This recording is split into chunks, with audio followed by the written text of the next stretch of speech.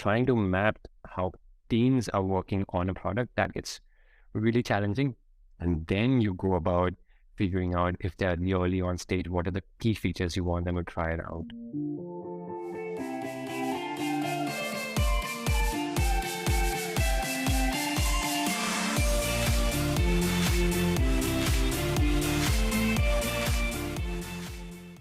Obviously in product marketing, whenever we talk about shifts like this, whether it's, customer facing or even internal, we consider what the impact to things like the company's narrative, positioning, and messaging might be.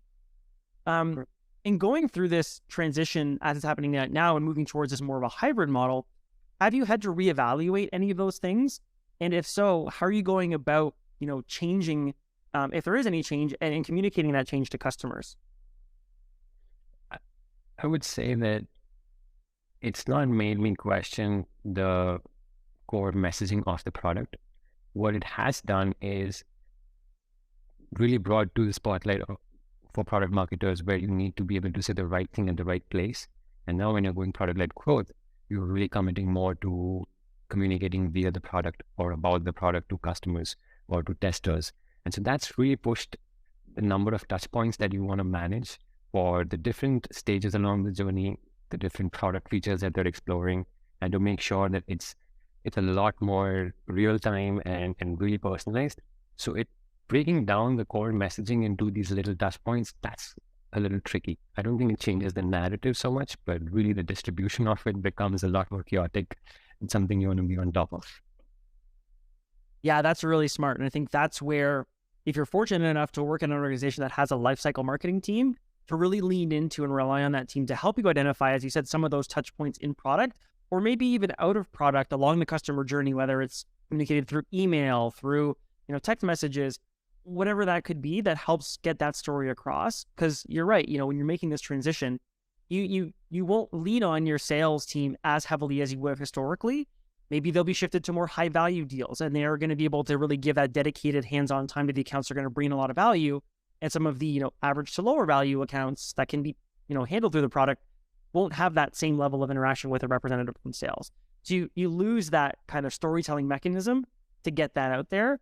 So you're really thinking critically about what are the in-product touch points, as you said, and relying on your lifecycle marketing team, if you've got one, to really help kind of navigate that.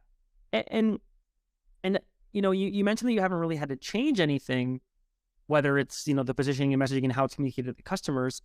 Have you had to, maybe not rearrange is the wrong word, but really look at that journey and think, when we were doing things before, or when we set out, we would really lean into this specific area of product value with these messages at the outset. And now with this shift, maybe it makes more sense to mention that later on in the journey of this part of the product. Have you had those kinds of conversations, and have you had to make those kinds of changes?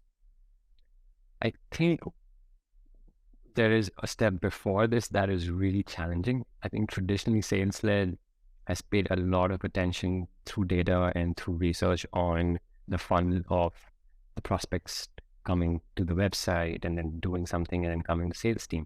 I think traditionally that much amount of effort has not been paid to once the customer is onboarded. Then it's a little bit more general data analytics.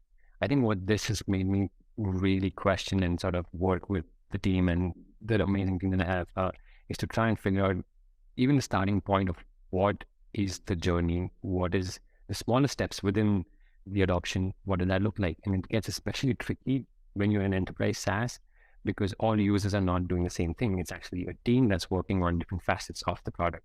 So it's kind of hard to even track what's going on behind the scenes at a global portfolio level.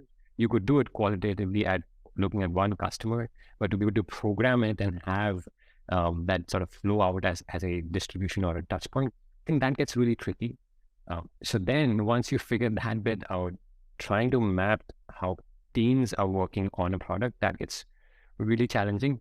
And then you go about figuring out if they're the early on stage, what are the key features you want them to try it out? If they're a champion, what is it then you want them to do? How do you want to set up growth groups? How do you want them to get more customers and users on the platform? So that is definitely a challenge. But I think even before that, this product analytics and life cycle and journey mapping, I think that gets questioned a lot, especially from my experience from a sales-led. I think that wasn't the main focus area, because we really wanted to get customers in, and then maybe not spend so much time in really knowing the DNA of how they're using the product.